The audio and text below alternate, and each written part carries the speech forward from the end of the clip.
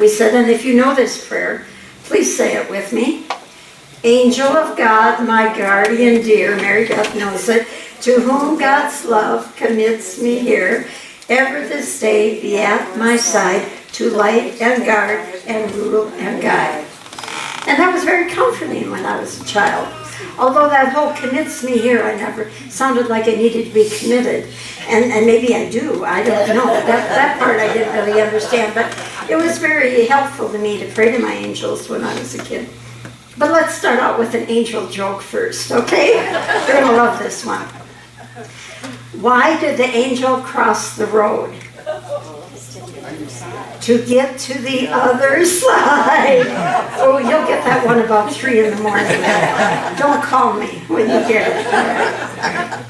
Now in metaphysics, we know the other side is simply the underlying true higher reality in and through all things. So what's the higher reality of an angel? Well, in Unity, we believe angels are divine ideas that come to us in, I would add, in whatever form and way that we can accept them. Charles Fillmore in the Revealing Words said, angels are the projection into consciousness of a spiritual idea direct from the fountainhead. The word of truth, which is a word of power because it's a word of truth, in which centered in the power of God to overcome all limited beliefs and conditions. Wow.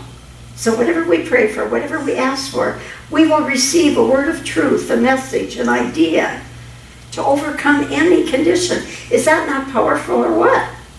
So why, if you're like me, do I wait until I'm in agony before I ask? Do I wait until I beat my head against the wall? Until I think I could have had a V8? I could have asked an angel for help. Why do we wait? I think it's because students of mental science, like to feel so sophisticated. They don't always relate to the fluffy whites. Now me, I like the fluffy whites. I think they're wonderful. But you can receive those ideas in many ways. You don't have to believe in the fluffy white angels, although I like them. That message could come to you from a person, from a vision, a voice. A clerk in a store might say something to you. Somebody you pass on the street. Michael and I just, we're into Netflix. We love movies. Well, we just found on Netflix, through the mail, not through streaming, they have the old Joan of Arcadia TV series. How many here saw Joan of Arcadia, the TV series? Oh, not many of you. God, go on Netflix and find it. The best TV series ever. This teenage girl, God starts coming to her and talking to her in the form of another person. Always a different person, always looking different. Sometimes an older person, sometimes a child. Male, female, came in all different ways. And would always tell her to do something, and she always resisted. She was a typical teenager. But it was a wonderful series. Anyway, my point is that voice of God can come to you in so many different ways. What about children? Anybody who ever heard out of the mouths of babes? When my kids were little, sometimes what came out of their mouths would amaze me. Or how about just when you need it, you hear a song on the radio or something on the television just at the right time. The Native Americans had power animals. You ever had an animal come up to you and you just knew it was sent by God? Now me, I like the fluffy whites, but there's many more. There's nature spirits, divas, fairies, water sprites. And I've never seen one, but I felt their presence. I bought a house one time where the lady before me, the poor place did not continue when I took it over, but she was really good with flowers. And when I walked up to the house, I could feel them all around me. I didn't see them, but I felt the presence of the fairies, the nature spirits that say to the flowers, grow, grow. Nature all around us speaks to us. A tree will speak to you if you let it. A crystal, flowers. Remember George Washington Carver, the man who talked to the flowers, found out all the uses for the peanut.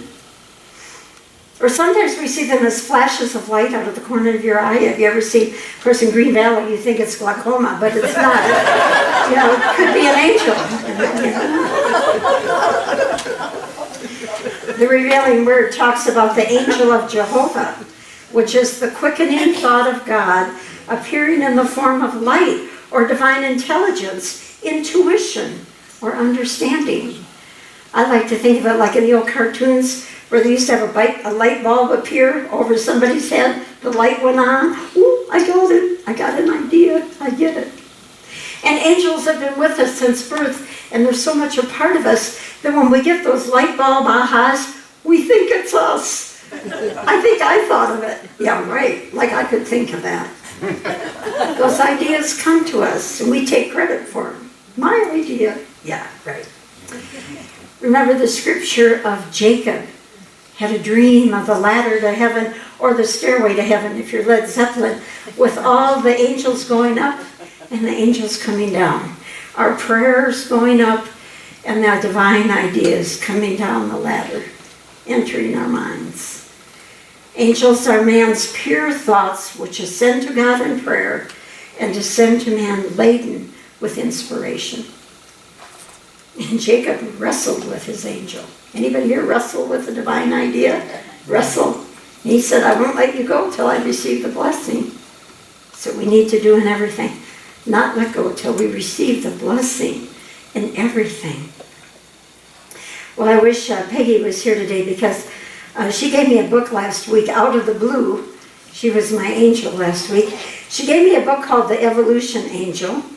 And it was written by Dr. Michael Abrams. He changed his name to write the book because he's a well-known medical doctor in Colorado.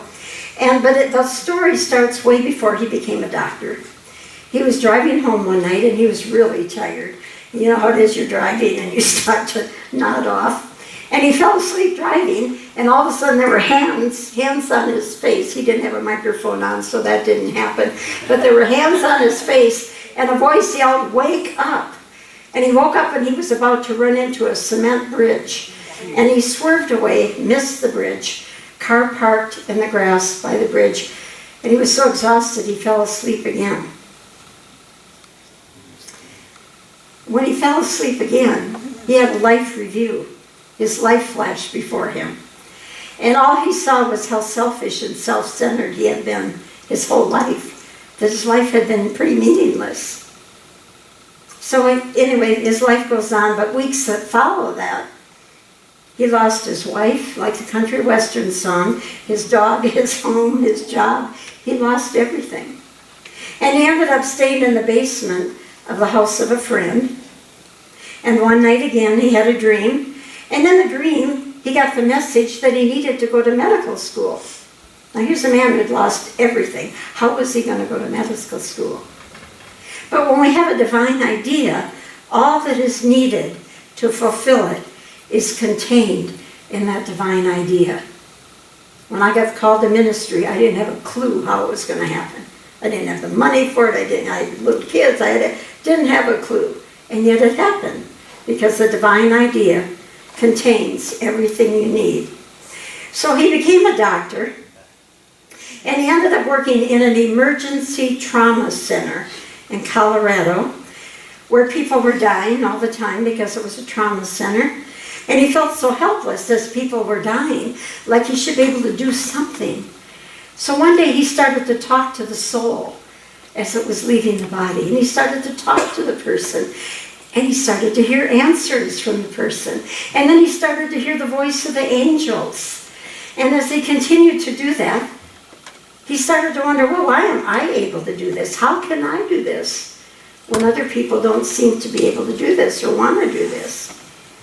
And his answer was that his life experiences caused him to let go of his ego and all that internal dialogue, allow that to erode, to support and have an opening for the divine messages to come through. He simply let go enough that he was able to receive those messages. You know, they say in the Old Testament, they said if you saw the face of God, you would die. And they weren't allowed to go into the inner sanctum because only the high priest could go in there. You know, if you saw it, heard it, felt the voice of God, you might die. Well, the whole idea is that if we receive the total presence of God all of a sudden, it would be so overwhelming. And in the book they described it, it would be like attaching an electrical high tension line into a tiny light bulb. What would happen if you took a high intensity electrical light and put it into a little light bulb? It would, it would explode, wouldn't it? And so angels are like transformers that keep it safe for us to receive the messages. I thought, wow, I like that. In whatever form you see them or feel them or experience them, angels are like a way that God can get the message to us, that we can tolerate it. So how do we connect? We all have that ability. Everybody in here has an angel. Everybody in here has the ability to connect. Well, it only takes belief and a little bit of effort. Belief and a tiny bit of effort. First of all, we have to allow the ego to settle down and allow that inner dialogue to quiet so that we can, create a room and access for that spiritual message. And then we have to ask a question and wait for the answer. Not that kind of wait. I asked and it's been 5 minutes, I haven't heard it yet. Do you do that kind of waiting? Sometimes I do that kind of waiting. But you ask and then you let it go, and all of a sudden you'll be walking around, and out of the blue the answer will come. I double dog dare you. Anybody disbelieve that this might happen? I double dog dare you this week. Ask a question. Let it go. That's the key part. Letting it go and wait for an answer. It will effortlessly come into your mind. And you don't need a priest, a minister, or a rabbi, or a psychic. Anybody can hear the voice of God if you really give it an effort. But there are some things you need to avoid. Worry, fear, negativity brings you into that lower toxic level, where it's hard to hear the voice of God when you're at the lower vibrational state. And avoid people who complain and condemn and are always into judgment. That lower energy of toxic energy that some people have. And then the things to practice are gratitude. Does that not lift you up from the depths into a higher place? Gratitude lifts you up. And the book said, lighten up. Lighten up. If there were one message I could give all of us, it would be lighten up, laugh easily and often, and make time to have fun. That should be our number one spiritual practice. Are we having fun yet? That should be the thing we ask every day. And then the last thing was give it back, pass it on. Heaven is a verb, not a noun. Give it back, pass it on. Okay? So gratitude, lighten up, have fun, laugh, and give it back, pass it on. Now there are actually arguments and controversies over angels. Can you believe there'd be controversy over angels? First of all, some people believe in them and some people don't. There are probably people in this room that think I'm crazy to be talking about angels today. But the biggest controversy is, some people say angels are a whole nother species, that human beings can't become angels, and that angels can't become humans. And the others, and this is the camp I'm in, say angels are our higher selves. God's divine idea of each of us is our angel. And if you look in your bulletin, you will see a work of art, a very famous work of art. It's copied, so it's not real easy to see, but there's an angel bringing a person to a deep gorge, trying to get them to jump, to leap across the gorge. And the poem that goes with it says, come to the edge. And the answer is, we can't, we're afraid. Come to the edge. We can't, we'll fail. Come to the edge. And they came, and he pushed them, and they flew. They flew. Our angels are always trying to get us to fly, to lighten up, to go up higher. Swedenborg, who really studied the idea of angels, said souls gradually become angels, God's perfect form taking shape here as we perfect ourselves. And I would probably say there's some place in time and space where I'm already perfect. I know I don't show it yet, but there's some place in time and space where I'm already there. And that's my angel. Now that's just my opinion. You don't have to agree with it. You can go to the other camp which says, no, angels and people are two different species. Whatever you want to believe, that's fine. But I like that work of art. This planet Earth can be a tough place to be. We need help. But if you're like me, I don't always call for help until I'm hurting so bad I can't stand it anymore. And then I finally say, help. And our angels always come. But they don't interfere unless we ask. But when you call on your angels, you have to be willing to change. Oops.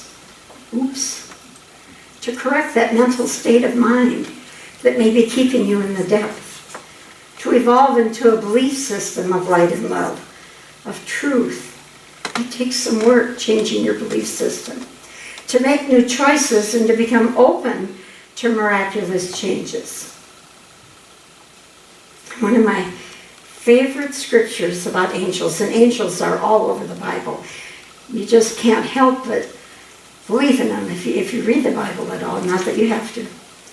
But in Hebrews 13, do not neglect to show hospitality to strangers, for by doing that, some have entertained angels without knowing it.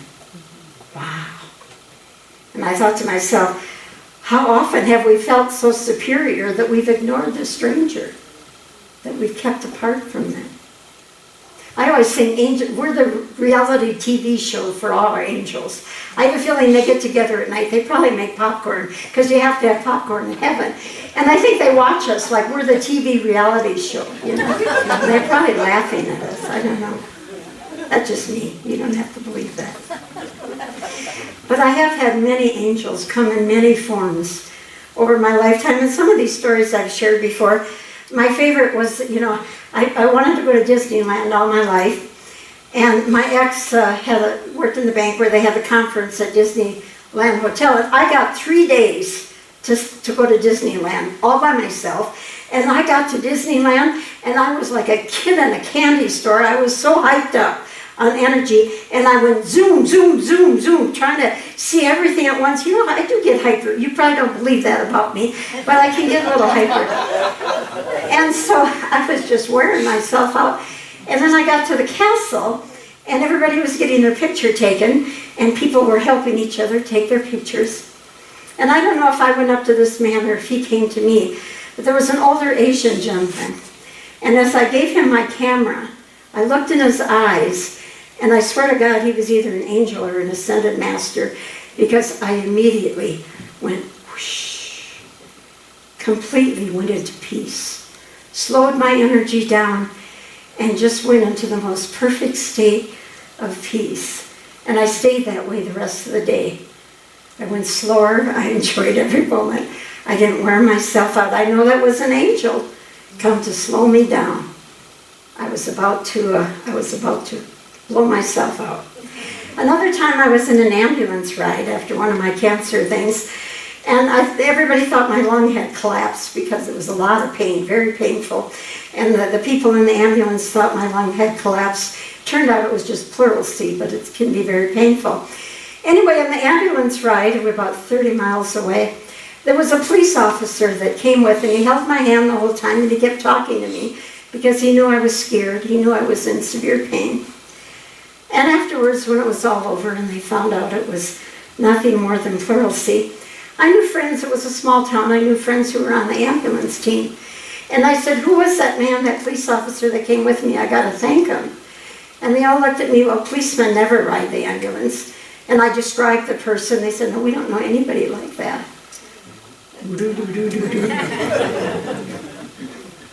When I had my second child, you know, our first baby died. And so when I had the second child, I was so scared. And when you get scared, you tense up. And I had an extremely hard labor. I always tell him, Brian, 9 hours of labor I put in with you. He loves it when I joke about that. But again, I was in a lot of pain. And there was this beautiful black woman that came in. And she would hum and rub my stomach. And every time she came in, I was just fine. And she'd leave again for a while, and the pain would come back. I'd get all scared again.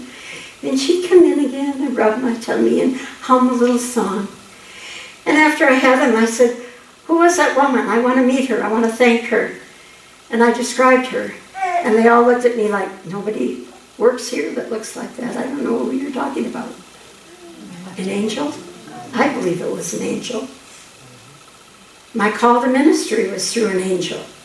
Through another person who saw and talked to angels. And she said to me, you must be a minister. You have no choice. And you know me, I'm stubborn. I would never do something just because somebody told me. But I burst into tears. I knew she was right. My call to ministry came through an angel. Well, if you don't believe me, the philosopher Carl Jung, who doesn't love Carl Jung, called angels archetypes, part of our collective self. He said, use your creative imagination. Remember last week we talked about imagination.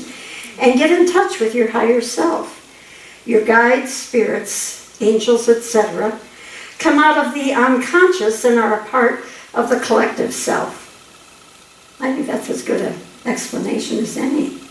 Prayer and imagination, bring them to you. Well, I said the Bible was full of angels, too many to mention. There are guardian angels. There's Michael, the archangel, the protector, the warrior, who oversees the whole army of angels. Michael is called he who is like God, the great prince, present at creation. And yet he's the easiest one to access. Why is that? I think he'd be the busiest. But he's the easiest to access, and I think it's because the collective consciousness believes in him. Who doesn't believe in Michael the Archangel? Matter of fact, Michael is the most popular name chosen for a boy. Everybody loves Michael the Archangel. But then there are transporting angels that helped Peter escape from prison, that took Lazarus to heaven. Transporting angels. There are communicating angels like Gabriel that told Mary, you will give birth to a child and name him Jesus. There are healing angels like Raphael. And that first story came from the book of Tobit, where he went outside to sleep under the stars at night, and a bird pooped in his eyes and he went blind. I don't write these, I just explain it. I kid you not, it says that. And Raphael was the instrument of healing. Angels don't escape red tape. There's a hierarchy of angels, from cherubs to seraphim. Hierarchy doesn't mean one's better than another. It means they all have a different job. Okay, getting too serious in here. Angel trivia. The Romans celebrated their birthdays on the feast day of their guardian angel instead of their own birthday. Isn't that interesting? Another angel joke. Not really that funny, but it's a good one. How do angels fly? Because they take themselves lightly. They lighten up. You can boo, that's okay. Well, I'd like to close with a well-known unity poem by James Dillard Freeman. He's the poet of unity. This poem was so special that he gave it to an astronaut in 1971, and this poem actually